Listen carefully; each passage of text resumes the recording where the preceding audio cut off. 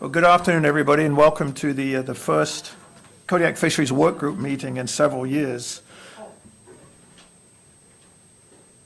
I'd first like to do a roll call, please. Mr. Griffin, Here. Mr. Haynes, Here. Mr. Whedon, Oh, I'm here too. Mr. Whiteside. You have a quorum. Thank you. Okay, before we get to citizens' comments, which will be the next agenda item, I just wanted to state that this is the first meeting we'll have had of the Fisheries Work Group in a number of years. And just to briefly explain what we're going to do so that might temper you or change your citizens' comments is that we'll have offer the ability for people to speak, similar to what we did in the past where we had more of a free-flowing forum, so it won't be quite as formal as the agenda suggests. And I'd also like to apologize in advance for the distance between us and you. I don't like this either, but because we're streaming, this is the only way we can set it up, by us being here and the cameras being there and you back there. So maybe in the future we can move tables down here so we're not elevated above everybody, but we'll work these details out. So the next agenda item will be citizens' comments, and limit to 3 minutes per speaker. If anybody wants to call in, the number's 907-486-3231 or 855-492-9202. So 486-3231. Are there any public comments?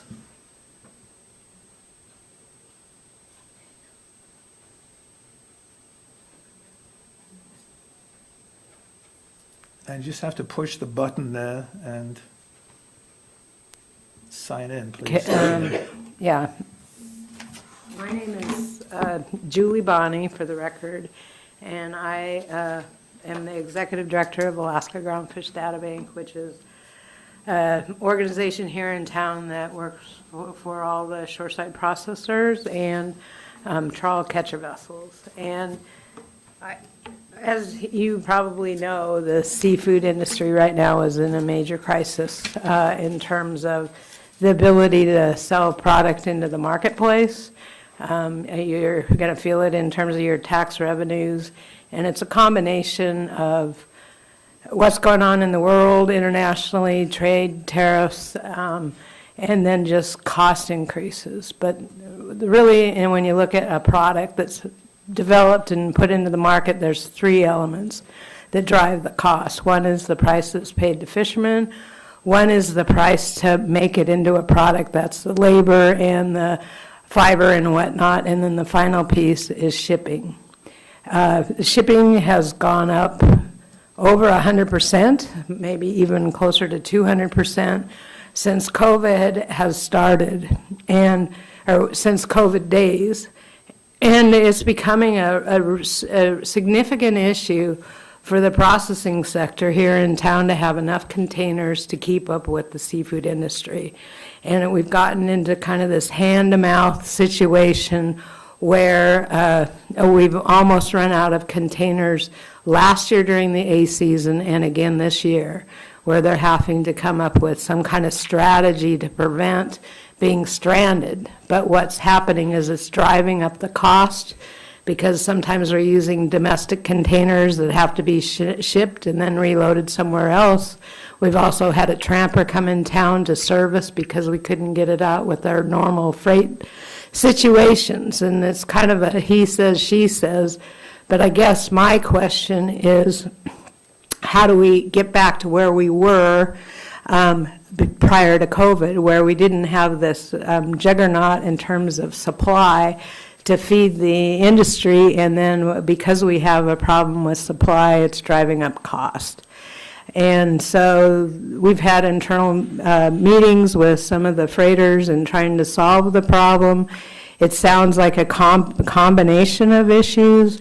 One that's been suggested is we can't bring in the larger container ships here to load off the Pier 3 dock.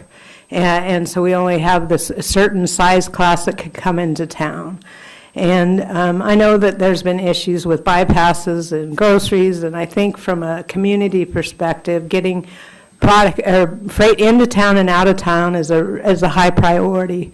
So I don't have the solution, but I do think that I can definitely identify the problem, and maybe we should think about coming up with some kind of a work group or some system to kind of evaluate how to get us out of where we are and back to where we used to be. So thank you very much. Thank you. Before we go any further, do we have a clipboard where we could send, just send it around so we get everybody's name who's here, who's just, I can definitely. if we can get attendance, we typically have done that in the past. Further comment? Patty, you look poised to go.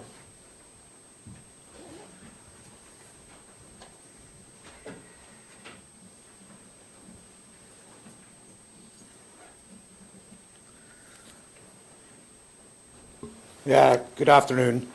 For the record, Paddy O'Donnell, I own a 85-foot trawl vessel in town here, and I'm also president of the board for Alaska Whitefish Trawlers Association. So I'm concerned for this town. As you all know, what's going on globally and in Alaska locally here, processors closing down, selling, and then just heard Bornstein's, Bellingham, and I think somewhere down in Oregon, shutting their doors also. So we've got low value product, super high fuel costs right now, and I think it's time to reach out to the people in DC and in America here and start pushing for secondary processing and getting more domestic product into the US market here. I mean, 95% of everything consumed in the US is farmed and 90% of that is imported.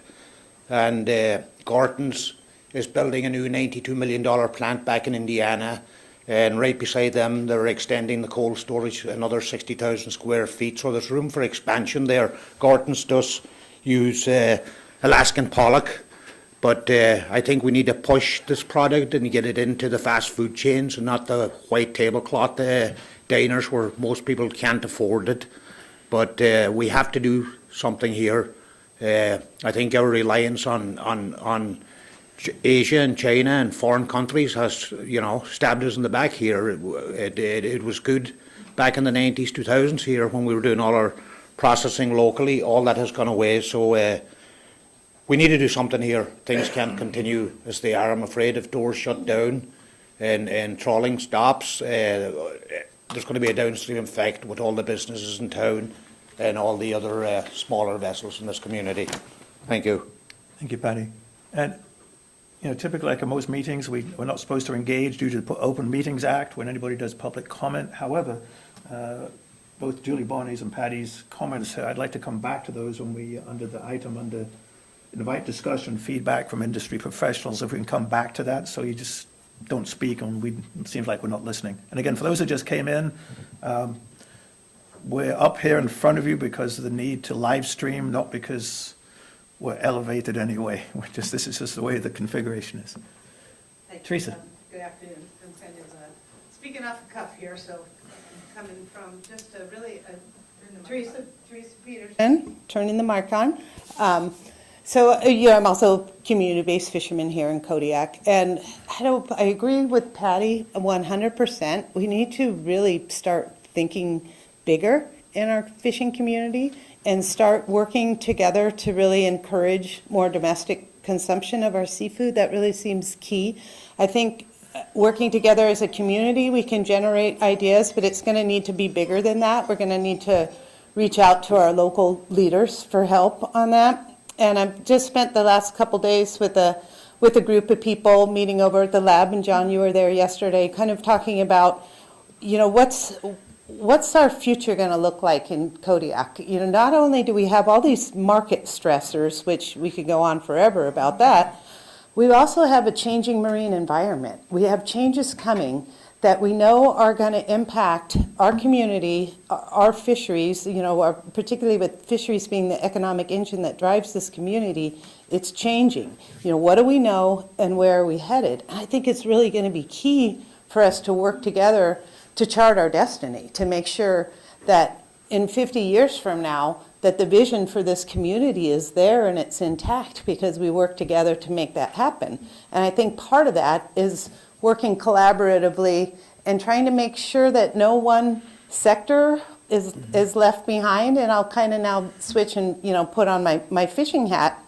As an Alatac-based set netter, I felt that the outcome with this complete really shutdown of the services and buying could have been prevented had we gotten together earlier and had these discussions with our processors, and we work collaboratively. Okay, we understand the overhead's high, the increase in fuel and labor costs, and the small businesses are experiencing the same thing. How can we put our heads together and mitigate those risks and work towards solutions? And I honestly think, had we had these discussions in January, we could have got there. But now we're, just about April, and it's turned into this mad reactive scramble. And that's what I think we want to really work hard to prevent. Let's be more forward-thinking in this community. There's so many brilliant people in this community, and we have the benefit of island community in our villages and the ability to work together, and then this, phenomenal natural environment around us. So thank you. Thanks, Teresa. And one of the reasons we reconvened the Fisheries Work Group for exactly these reasons. It was we needed to re-engage with the community conversation. I think your planning is excellent. Thank you. Anybody else? Any other public comment? Linda?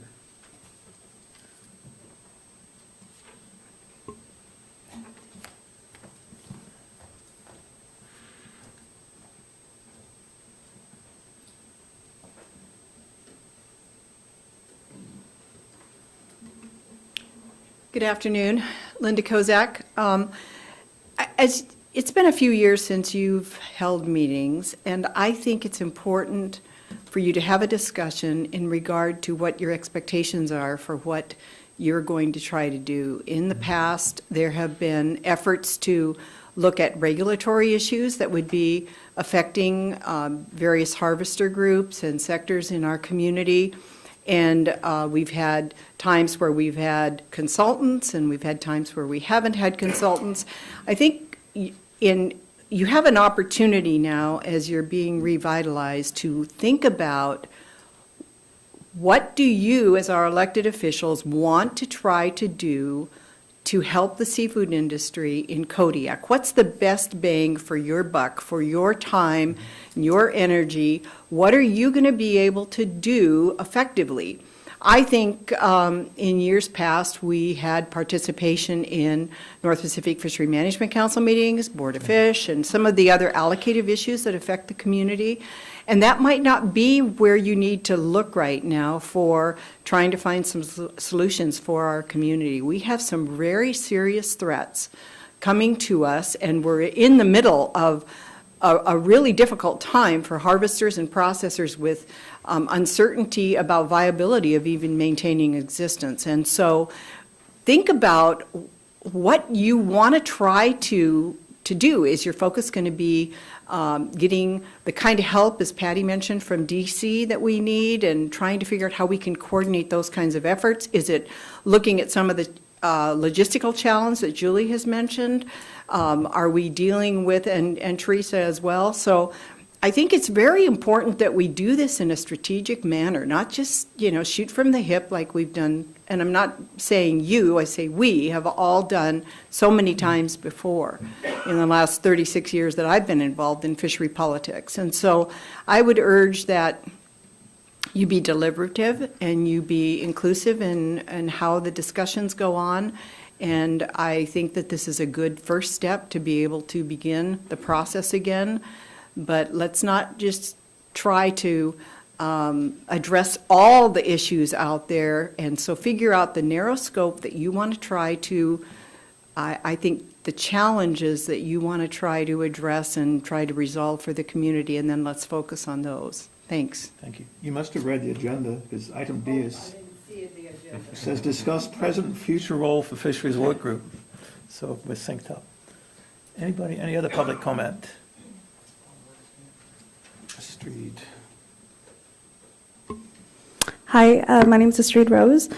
I'm part of a fishing family. We own a seiner and we fish salmon, rockfish, cod, crab year-round. And we have a pretty small operation, and now we have a direct marketing business that we're trying to start up. And so I appreciate you guys starting this back up, and I'm excited to see where this goes. I hope that a lot of the discussions that you have do include the small guys, because we're a big part of this community too. Thank you.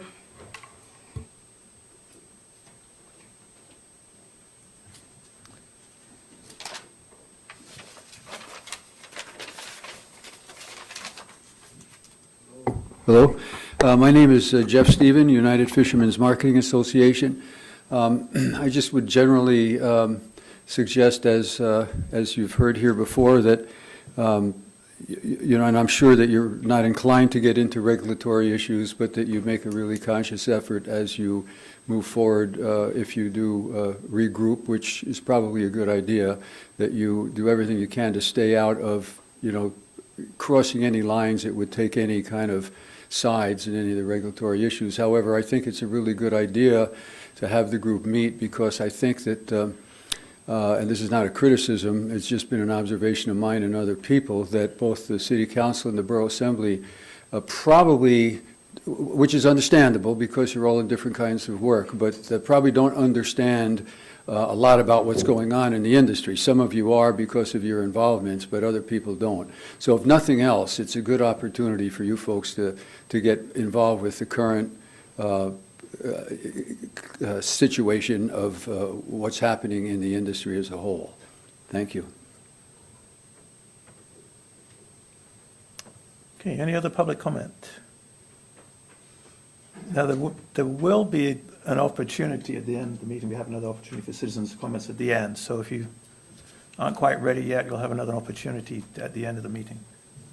So no other public comment. So in that case, we're going to move on to agenda item number 3, and it says introductions. And I think everybody knows everybody here up at the dais, but if not, maybe we'll just do the introductions again. So I'll start with Terry. Thank you, John. Terry Haynes, Kodiak City Council. Jared Griffin, Borough Assembly.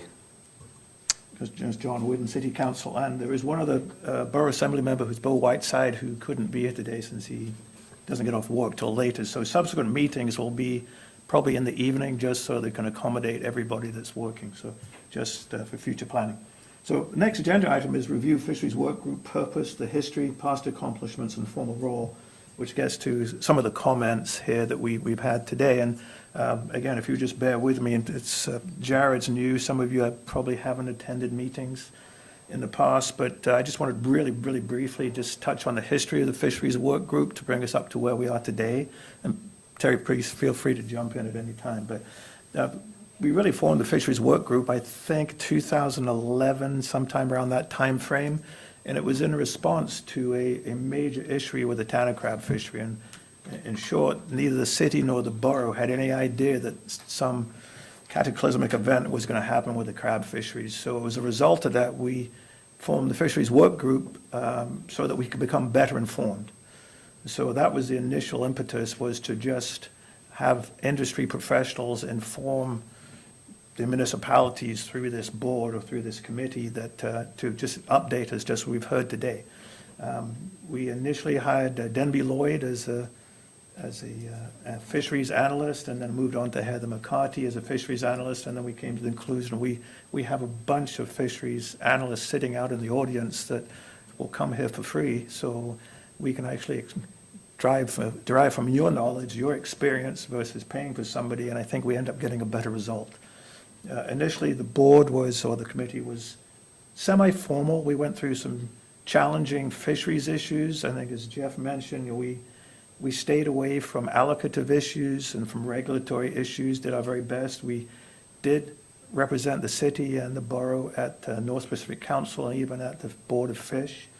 But we've typically stayed away from all allocative issues and any issues between gear type or any other, I think, any other issue where we would have to decide between some community sector or fishing sector. That's not the role, that's not what we're here for, but we are here to advocate for solutions to problems or issues that benefit fisheries as a whole. I think that's our purpose. That's where we need to stay.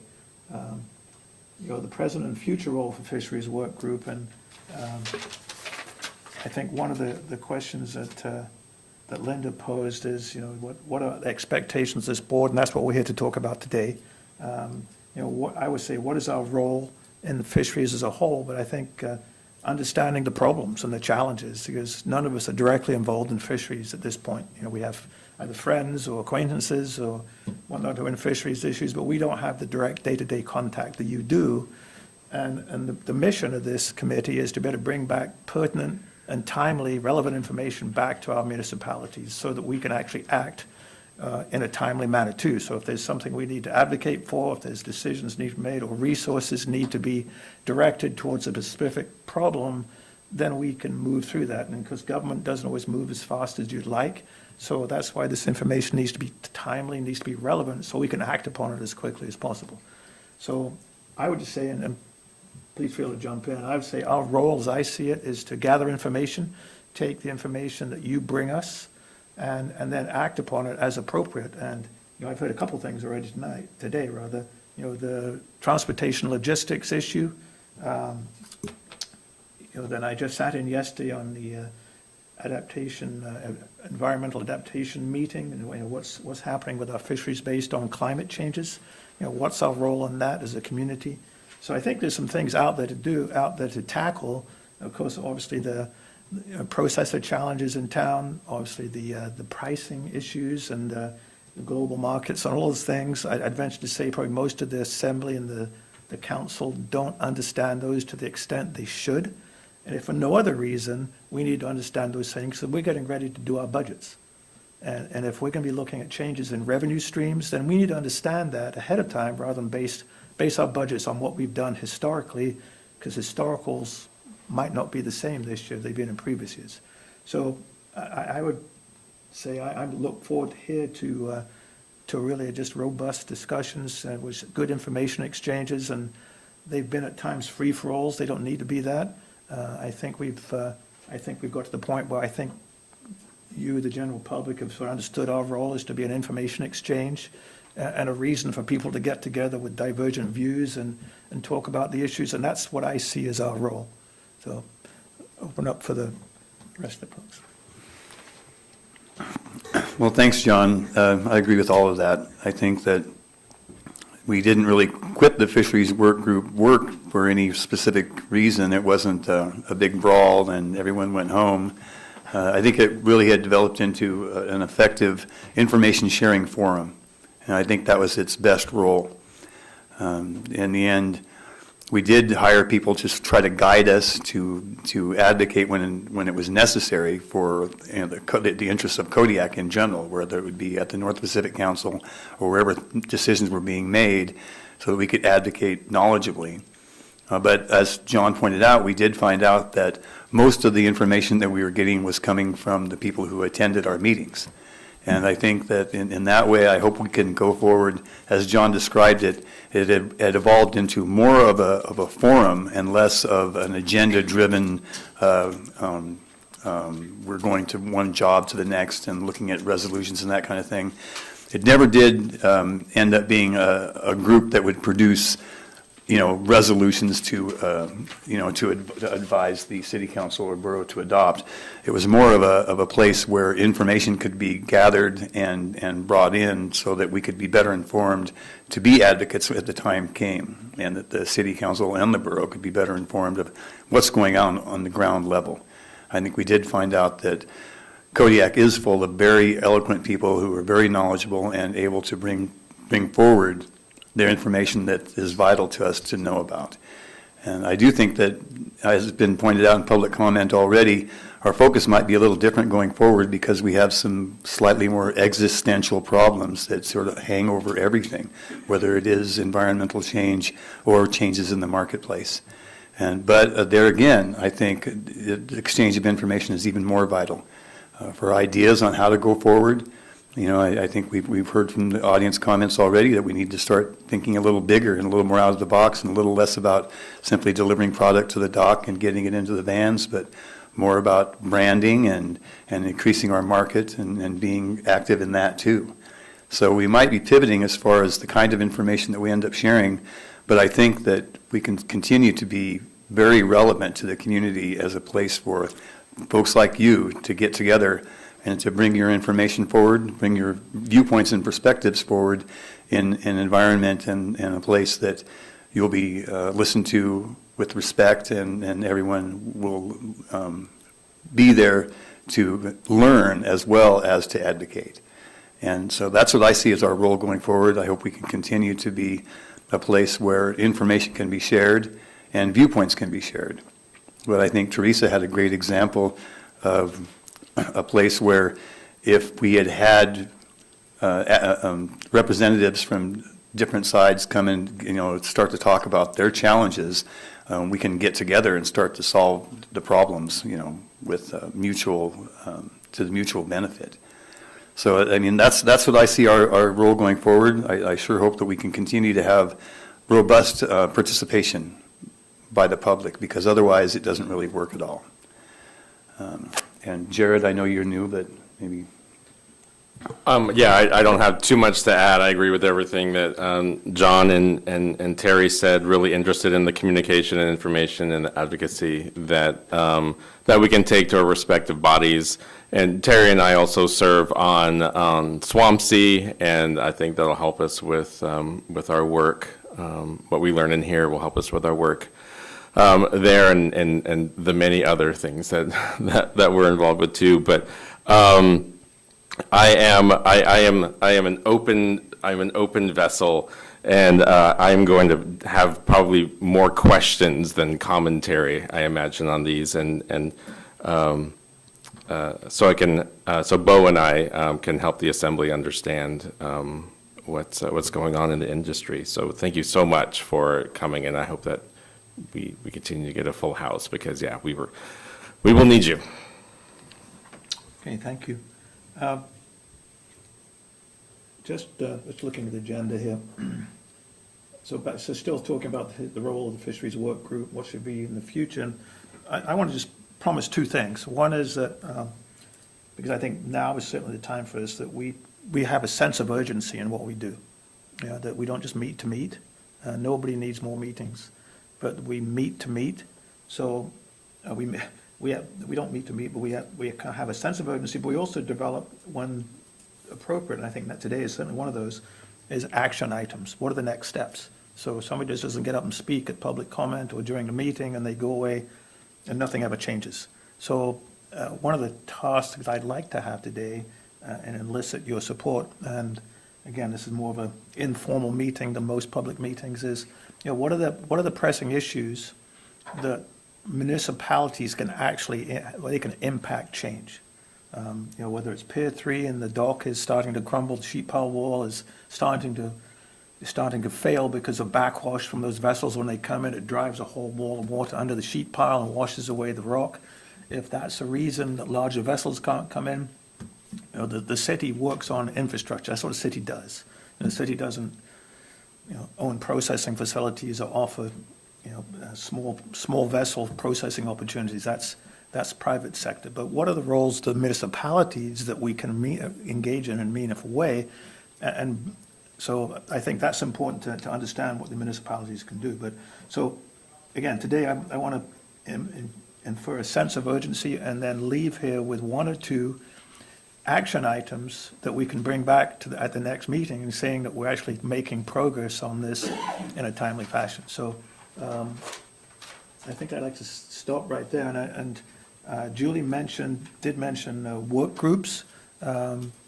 Whether it's a work group to deal with the transportation issue, or work group, and it could be one or multiple groups, I would say, that deal with the issues of not having access to small processing capacity. What do those look like? I can tell you that in another role I have, I just obtained a $150,000 grant from the Alaska Mariculture Cluster to do a feasibility study on Gibson Cove, to build a kelp production facility down there. But I had a call from somebody today, and that doesn't necessarily have to be Gibson Cove. It could be someplace else. It could be global, or it could be the old Western plant. So there are some things, I think, in the works that are happening that could work along those lines. But I think there's some opportunities we need to look at. I mean, kelp is one of them. It's not going to solve all of our problems, or it could be just be one more arrow in the quiver for fishermen that we need to consider, and it could be an additional revenue source for the community. But for this meeting today, I'd like to solicit input on what are the top 3 issues that we should consider that we can bring back to our municipalities. So I'll open it up. If you wouldn't mind just coming up, just because it can be recorded this way. If you speak from back there, it's not recorded. So I'm not really going to answer your question, but I think you've missed one element that's going on right now. So both the borough and the city passed a resolution or a letter that addressed things that the Pacific Seafood Processors Associations was advocating for, both in Washington, D.C. and Alaska legislature. And I think from a impact for market and what's going on in the world, some of the things that are coming out of Washington, D.C. are really vital. I'm assuming you guys still have lobbyists that deal with the D.C. front, but I think having good updates on that, because I think having a community voice to help push some of those things over the goal line is important. The other one is this new task force that the state is talking about. I don't know where that is, but I think that's going to be another critical thing to monitor and figure out if this group can influence that or add, or just keep up with it. So I think those 2 things will help us in the long run. And then for the infrastructure in terms of Kodiak, the shipping example is one thing that I think the community can focus on now versus those higher level things, which is you're really just helping to try to push it forward versus being the instrument to get something done. But anyway, that's my thoughts. If you don't mind, I'm going to just ask a question of Julie before you go away. So again, this is a little bit different format from a public meeting, so as long as you guys are okay with this. But in the shipping example, it'd be helpful for us is to know what's the facts? Or is it the reality that the sheet pile wall at Pier 3 is actually flushing away, so they're not bringing those vessels in? Or is there some other reason, they're not coming in, they're not telling us? So I think understanding the problem, basically, is how do we get to that point that we as a municipality can respond to? So I think it's a combination of issues. One is, so on the transportation side, there's some regulations on the national level that affect how fast a vessel can transit. And so what's happening is with these new carbon emission rules coming into place, it's delaying those shippings to get to the port of call. And so that's why some of the bypasses we've been getting, because they get behind and they can't make it up by increasing the speed of the vessel. That's an example. I think the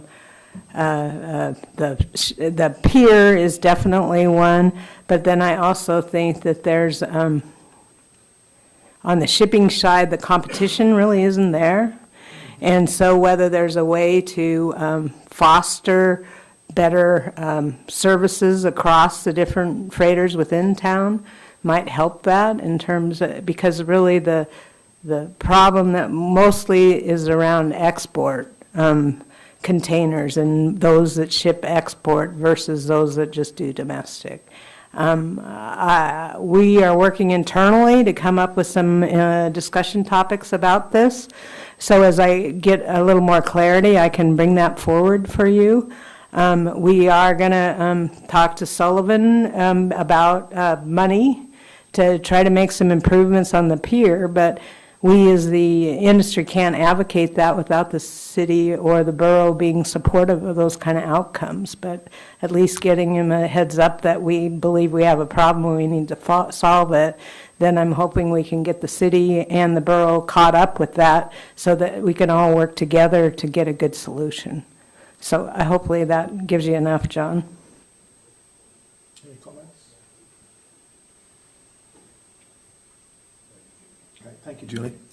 Like I said, I'll give you more as I know more.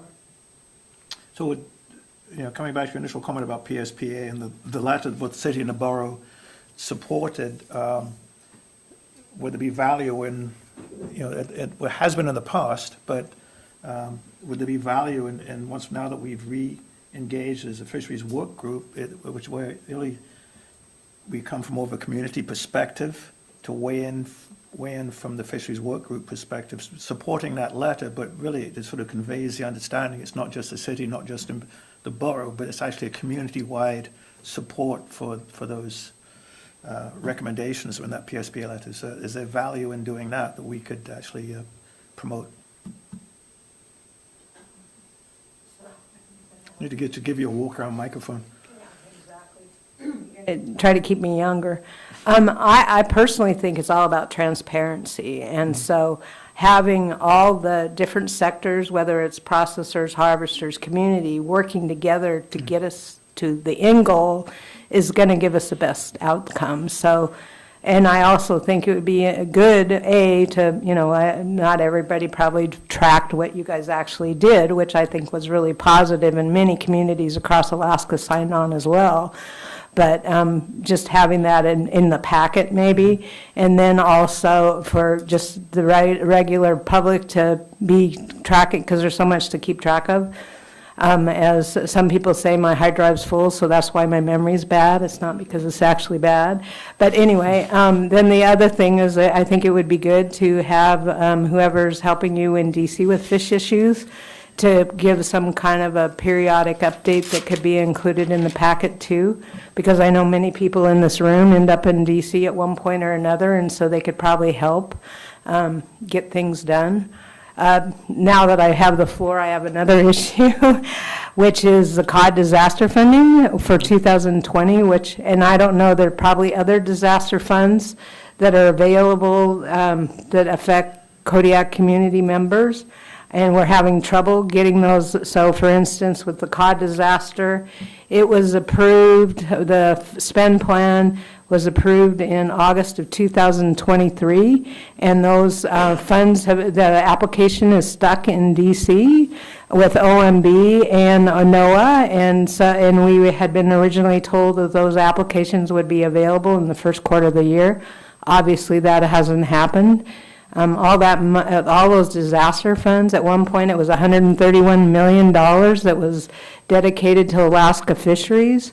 That is something that would help the Joe public immediately if they can get those, if we can figure out how to push those funds out the door so the individual participants can have access to that, because everybody needs every dollar right now in terms of their fishing business, both processors and harvesters. Is that going through Pacific Marine States again? It is, yes. But Pacific Marine States has done their job. What's happened is NOAA and OMB has not done theirs. So that's another issue that we are working on to try to get it moving sooner than later. Okay, all right, thank you. So just a suggestion for the folks up here is that both the city and the borough share the same lobbyist, Seb O'Kelly, right? So I think what we have done in the past, and we probably need to do again, is re-engage our lobbyists to let them know that we have a community committee group that's actually now re-engaged in fisheries issues and bring some of these issues forward. And so just recommend that to our respective bodies, that we actually reach out and do that.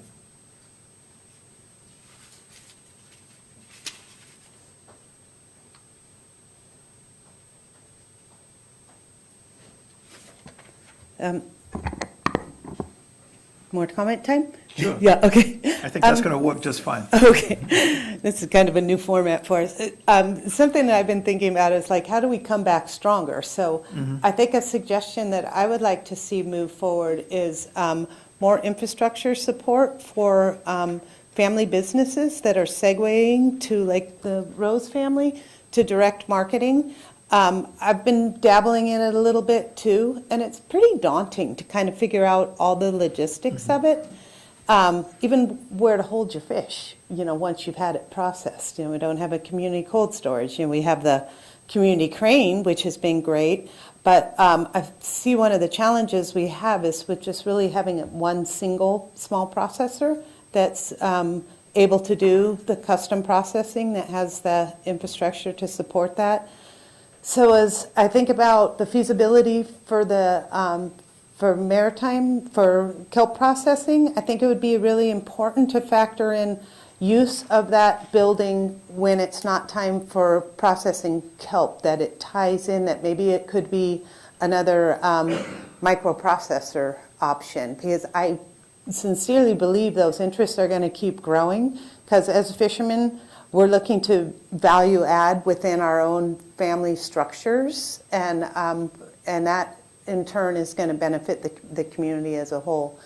And just real quick, another just kind of a small little low-hanging fruit is support, for which I think that both the city and the borough have done, or the city to support to go ahead and give a little bit of a price break for the community-based vessels in the harbor. I know that's been something that I'm not even sure where it's at now, but that goes a lot to just kind of show that it's recognized that a lot of the boats and people that reside in the community are kind of getting hit from multiple angles and with increased expenses. So that's just a couple ideas there. Thanks. Well, just before we go away, just sort of comment, so, and I do have some experience of running a small processor, so I know what that's like. So what I would suggest, if there's, enough interest, it's not just, one or two or three or four folks, if there's enough interest in expanding small custom processing capacity, is start to take that on as a project, because it has to make sense financially.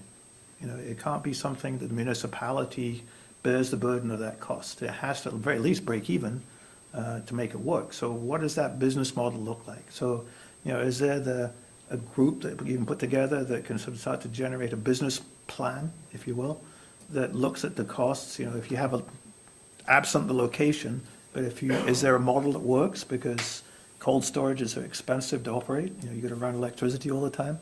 So what does that cold storage look like? What does that small processing facility look like? What does the ownership model look like? And I think that would be a good starting point for that discussion, so that you can see if it's financially viable or not, or what would it take to get to some point where you can expand that capacity. I think that because it's like mainly small boat operators, but if there's a group that wants to get together, I'd be glad to sit in on that and discuss with them. But I think that would be a logical next step, is to build that business plan so that you can look at the financial viability of it. Yeah, thank you. That makes a lot of sense. I'm kind of hearing a work group resonating, and I know part of the success with Wild Source has been the ability to secure grants to help build out their needs, and so that may be an integral part of making it all viable. And maybe we're looking at like a public-private partnership or something along those lines. But to me, that would be a step towards community resiliency, which I think would be good. Thanks. Thanks.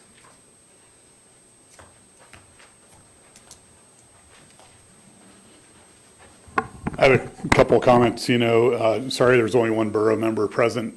Thinking about the borough assessments and looking at our waterfront, it's as Julie's pointed out, over the years, we have a dwindling processing sector, and one of the big concerns that I have is that we have a premium on waterfront, and a couple of those processors own the majority of the waterfront in this community.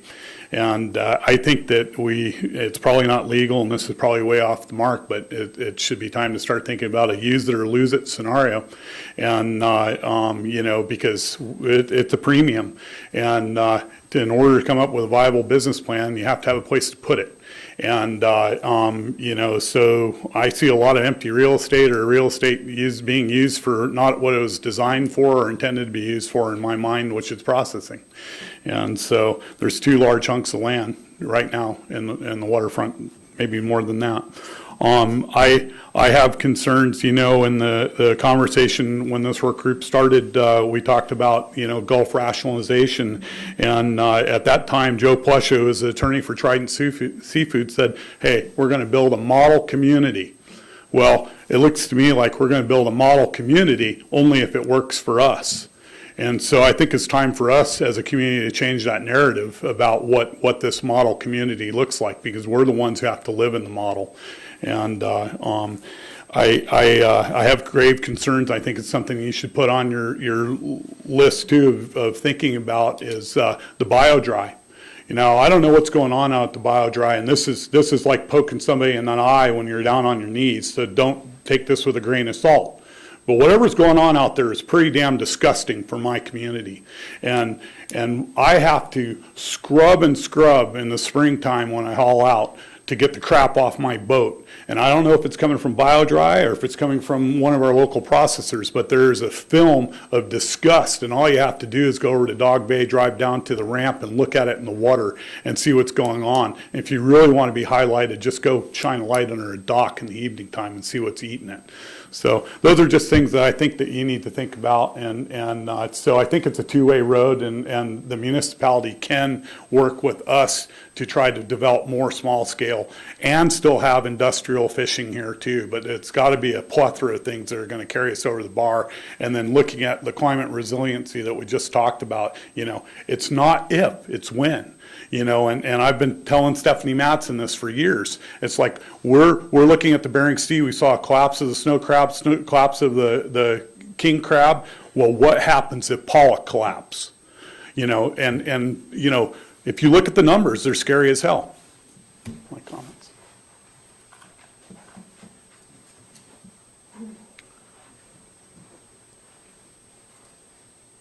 I'm always not unsure how to follow up after you speak, but I'm glad you stayed and didn't walk out.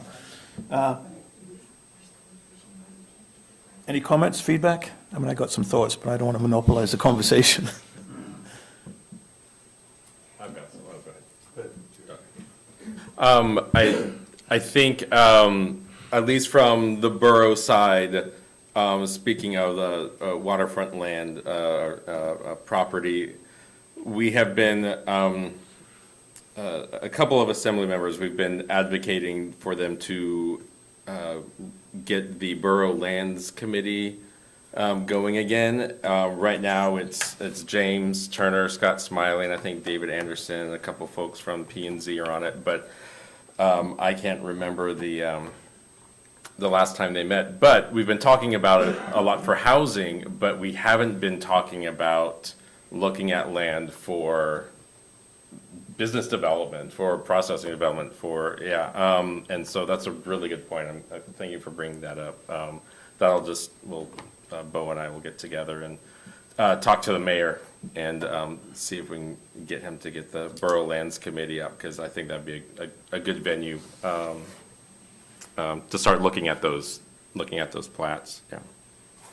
One more quick comment, and John, I think this is something that you're really familiar with, you know, is thinking about, you know, holistically as a community. You know what you went through at Pacific when it became a parking issue, you know, and I look at the downtown Canna project that I poo-pooed, but there's almost no parking for that. And I think that it's time to start thinking outside of the box as far as what the rules are for. I'm seeing creative movement of cannery workers now. We have buses and systems, but at some point, you know, we're getting so cumbered by our rules that we're not allowed to move in a direction that's positive for our community. And so I think that we need to think about this holistically across the board. Well, just a comment, and I talked about it yesterday at the climate meeting, is that one of the other hats I wear is working on housing solutions for this community, working on affordable housing. You know, that's one of the things that's keeping people from moving to Kodiak or keeping people from moving up. And there's a business case that can be made that having inadequate housing is costing us more money, because it's costing businesses more money to do business. If they have to fly in healthcare workers or whatever it is, and we're losing opportunities. But the point in all this is that we as a community have to take charge of the problem ourselves and find a solution ourselves. Well, I'd suggest the same thing with some of these issues. Nobody's going to come riding in to solve our small processor issues. Nobody's going to solve the transportation issues unless we take charge of ourselves. So I think one of the takeaways I hope we have today is that we have to own the problem, even though we might not have caused the problem. We have to own the solution. And that gets back to the sense of urgency and prioritizing the actual problems that we have or that we see in front of us. So we're going to we've got another 10 minutes or so before we wrap up. I'd like to leave with some ideas on what the 3 top areas that we need to work on as a collective body here, but also so that we can convey back to our respective bodies. I'm pretty confident that you're going to see some change in ownership of property along the waterfront over the next year. I expect that will happen. I expect land will be made available, or facilities might be made available. And that's all I can say on that right now, but I think that's going to happen. There might be opportunities for small boat processors. So are there 3 areas that we can agree on that we need to take back? I mean, I'm really concerned, and Bruce is here, I'm glad you're here, Bruce, really concerned about the price issue. What's going on with global markets. I know a small amount about it, but you can read in the paper, but I don't know details. What does the city need to know? What does the borough need to know in terms of future revenue streams based on market conditions? I think we need to know that. That's important information that we don't fully understand. So I'd like to see us, if nothing else, have presentation made at a joint work session where you or somebody like you can come in and say, hey, this is what we foresee for the next 1 or 2 or 3 years, and this is what we can anticipate for revenue streams. I think it's really important for the community's economic health and viability. I think we'll get back to Linda's points. I'd like to have a sort of a consensus of what is our role here. We can't be everything to everybody. There's only so much we can accomplish as municipals. I mean, this meeting is so far out of bounds as far as city and borough meetings goes that, but I think it's probably the way that's most effective for this group and this body. So again, I'd like to, is there a consensus on the top 1, 2, or 3 items that we need to consider so we can bring back, either form a work group or just to take action on those? So I'd just kind of throw that out there.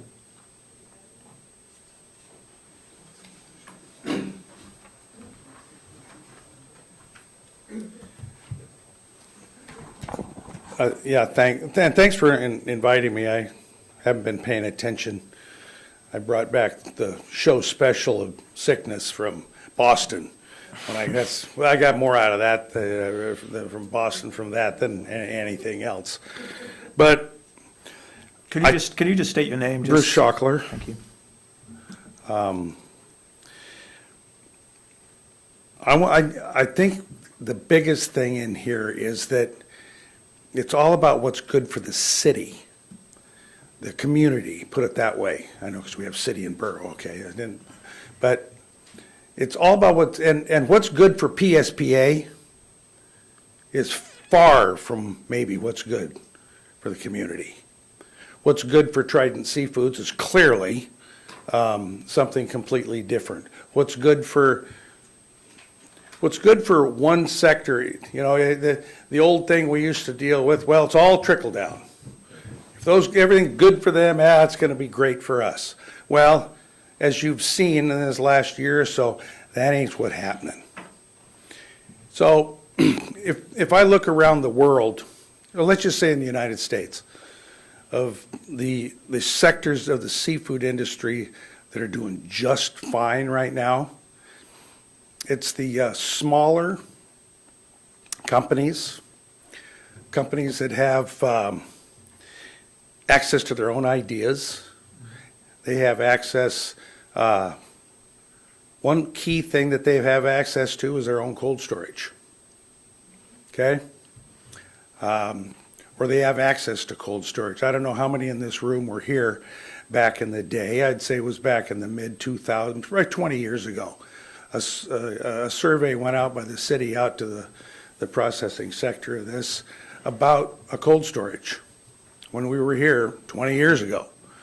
And the result of that was just butt out. If we want a cold storage, we'll build it. Don't you worry about it. Well, and here we are. If you were to look very, very commonly to the biggest problem we have with competing in the world of aquaculture, of imports, is that we don't have any, we have very, very few products that are made in America or made at all most everything that is produced in this town, except for maybe Wild Source and our canned products, which are doing quite well actually, is just a dead fish in a box sent to China or now to Brazil or Mexico or Thailand or someplace else. There's very, very little value. It's probably the biggest problem that Trident's going to have selling that place, is because that big giant blue building that everybody thinks is automated with all these wonderful things, it doesn't do anything except H&G, okay? Dead fish in a bag. So I think, like who mentioned, I think Patty mentioned the deal with Gorton's with Nisui in Indiana. Guaranteed Indiana, I don't know, I'm going to say the city that is there probably giving those guys some pretty fancy incentives to put a $100 million plant there. I think the city's job is to provide opportunity and provide incentive. Now, that may be having a city cold storage. How many towns do you go through where the name of the cold storage is City Ice? You know, City Ice and Storage. And maybe that's something that's almost as critical infrastructure as owning the city dock. You're facilitating freight. Here you're facilitating manufacturing. But I'll just leave, I could go on forever about this stuff, but I think what I'm giving you is that my main takeaway is for this city, for the community, is it's community first. Do not go listening to the big company lobbyists and their ideas of what works best because it's good for them. Look at what it's going to take for a street to, and there's a dozen, there's 20 different people trying to do or have already been doing exactly that. And you can go down there and look at some of these places, and the opportunity is there, but it's up to the city to use their ability of infrastructure to facilitate that opportunity, encourage what we want to call community development. Okay, true economic development. That's what I give you. Forget about all the rest of the stuff, the council and the Board of Fish and all that regulatory stuff. You found out years ago that that's the biggest waste of your time you ever did. So let's talk about economics and what you can do to help those economics. And I think there's more than one thing you can do. Thanks. Thanks, Bruce.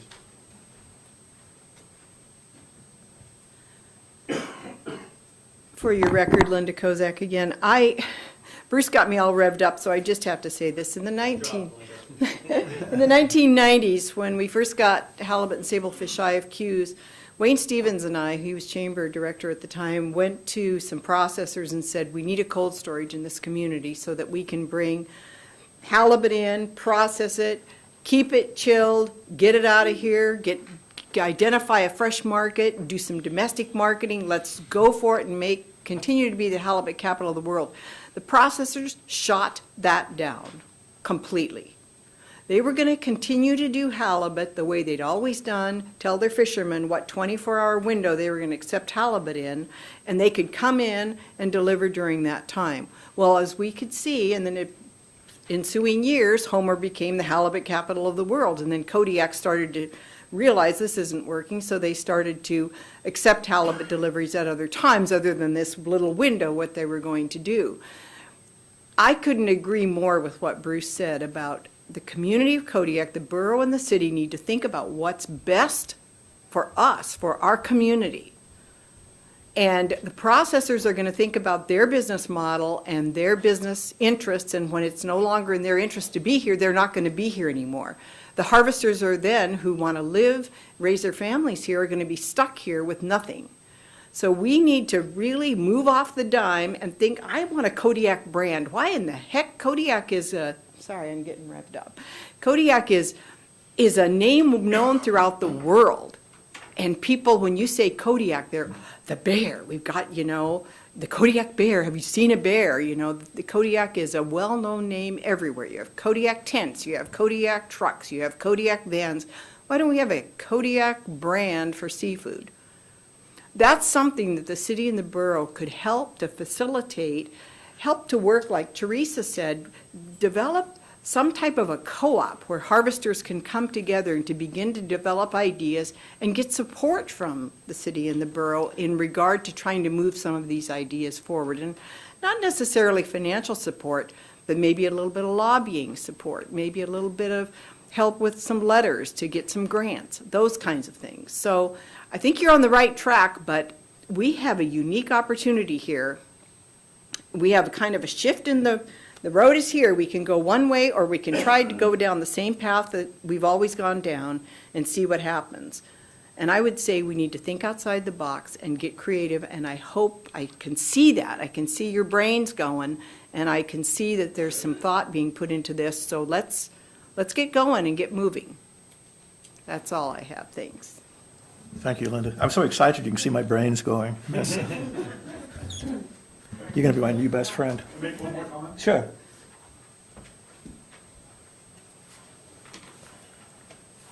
You know, I think in the idea of looking at things, and all this stuff's probably illegal, you know, but I think we need to look at our energy costs.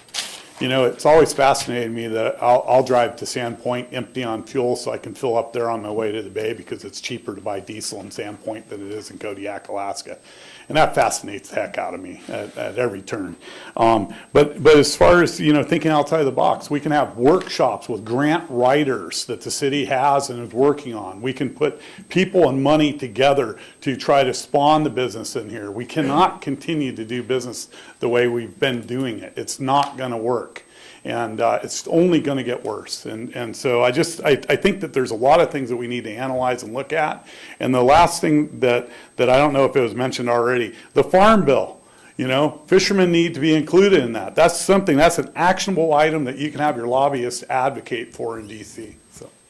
Thank you. And to that point, I think I mentioned yesterday that when we were in D.C. about 3 weeks ago, we met with Senator John Bozeman from Arkansas, who is actually in charge of the Farm Bill. He was here last summer with Senator Sullivan, loved Kodiak. He actually let us in to go talk to him for about half an hour, and he is fully on board with doing something with the Farm Bill that will benefit fishermen nationwide. So that's actually in the works right now. We're doing that. So in the interest of time, I'd like to kind of bring this to a close. And but here's my one takeaway that I think I would like to ask the group here is I think if there's a consensus of anything is taking action on determining our future as a fishing community. I think that's the best way to put it, and that encompasses a lot of different things: cold storage, small boats, transportation, fuel costs. So what I would challenge you for our next meeting is to come back with concrete ideas and suggestions that we can start to put together, again, that we can bring back to our respective bodies. So these are salient points, good points that pertain to, it could be transportation, it could be whatever it is, cold storage, whatever the ideas are, but let's come back with specific ideas. We can record those and start to create an action plan on how we move forward. And I want to, again, this is not something we're going to drag out over a year or more. This is something we need to take action right now, sense of urgency. So that would be my suggestion. Patty? Yeah, thank you, Paddy O'Donnell again. So in what you're saying there, I'm curious to know when you anticipate the next meeting, and is it going to be prior to the city and the borough setting budget? And I'll follow up if you can let me know that. Well, my guess is it's going to be probably first part of May. And that's prior to setting budget? Well, budget's ongoing right now, but we're actually starting the budget process right now. Yeah, so, you know, we have a housing crisis in Kodiak. We're losing people. We need to find out, I guess, the cause of that. I know in Ireland, Airbnb is a major factor. We're having the same issues over there where I grew up. I think in light of what's going on, and in light of conditions in the waterfront with all fisheries, I think the City Council and the Borough Assembly need to be aware of what's happening. There's a big uproar about property assessed values here increasing this year, and it couldn't have happened at a worse time. but it is what it is. But I think getting the message across and keeping both your respective bodies informed so that you know what's going on in a timely fashion, I think that's critical and important to me and probably many other people. Thanks. Thanks, Patty.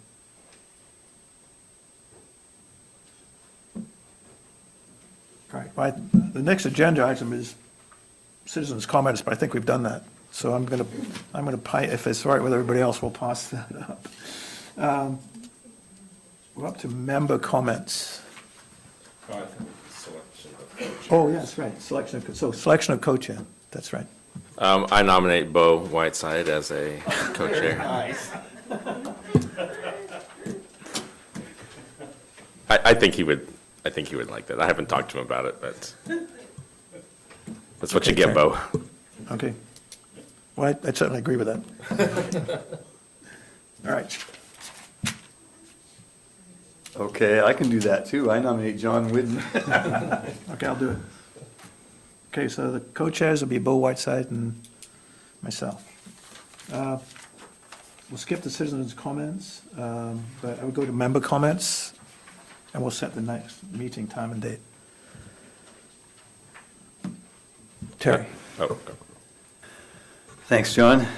Well, thanks everybody for coming, and tell your friends for the next one. And I heard a lot today. I'm not going to try to repeat back, but I certainly heard things I think we can focus on for future meetings. And maybe we're not so much looking at action items right now, but more like discussion topics that can be developed into action items. But I've heard today, number one, we need to enable our small boat fleet, all those small boats that are all independent businesses themselves. And at the same time, we need to make sure that our big boat fleet survives too. I think that it's a very good point to make that we have to look to the whole community. We all need to float. We all need to be going up as we start to develop. What I think we're talking about, maybe more markets and more marketing, more focus on that. An idea that we maybe should be branding ourselves and be more aware of that. But we're going to have a new player in town also. We don't know who that is yet, but we know we're going to have a new business, a new company moving into town. I think we should immediately invite them to a fisheries work group meeting and engage them as soon as we can.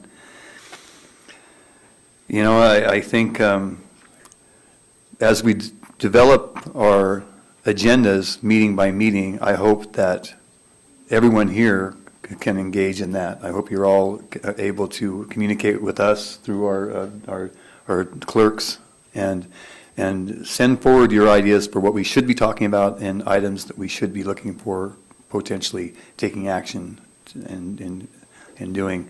And one thing that we can do as municipalities and as this work group, I think, is to help focus advocacy to try to get things like funding for things that we want and need.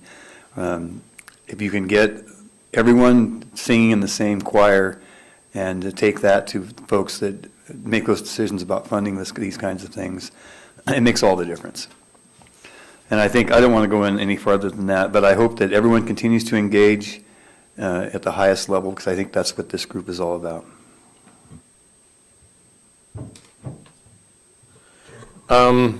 Yeah, like Terry, you know, not too much to add. What I'm hearing is that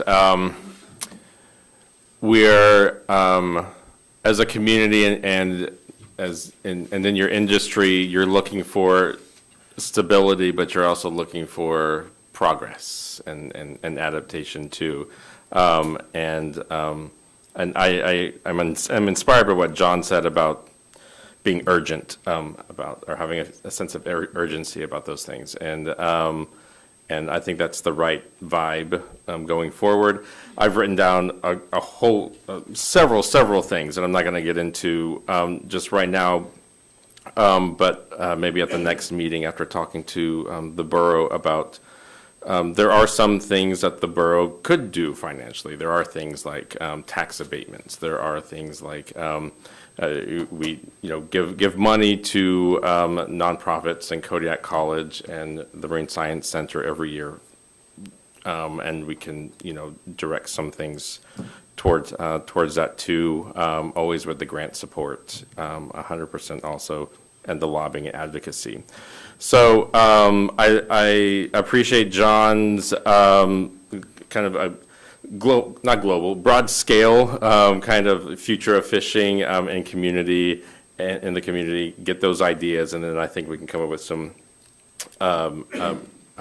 more outcome-based kind of action items from that I think will be very fruitful for us. So thanks again for coming. Thanks, Jared. Well, when the trade announcement was first made, I actually sent an email to Joe Bundren and said, how can we help sell Kodiak?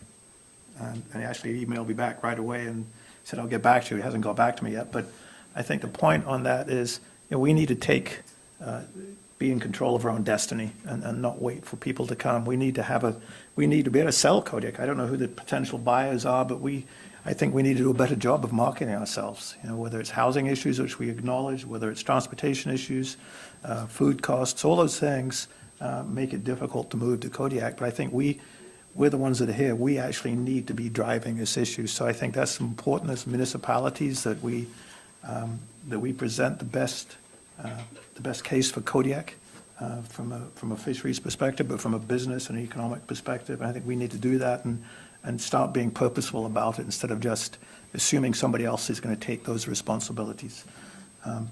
Linda mentioned, the question about cold storage, and I don't know if anybody remembers, but there was a cold storage study done by a guy named Steve Grabecki at Greystar, a company called Greystar. They did it back probably in the Wayne Stephen days, and I think the end result was at that particular time with the different energy costs is that a cold storage was never going to be financially viable.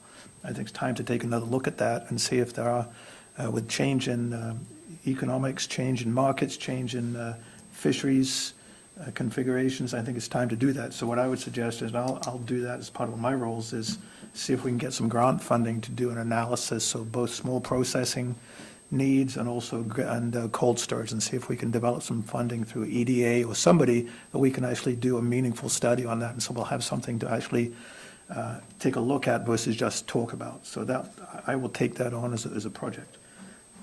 For the next meeting, I'd like to set May 8th, if that works. It's a Wednesday.